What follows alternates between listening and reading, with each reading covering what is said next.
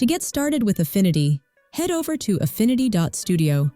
Once you're there, click on the Get Affinity button. You'll be asked to sign up. Don't worry, it's completely free to download. I've already got my account ready, but if you're new, just create one. You can even sign up quickly using your Google account.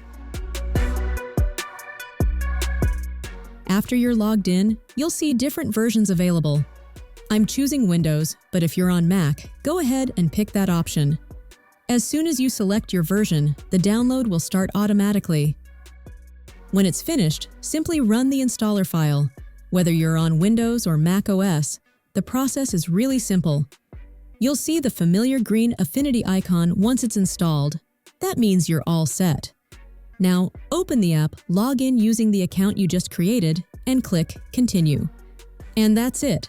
This is your welcome screen, which means you've successfully installed Affinity and are ready to start creating amazing designs.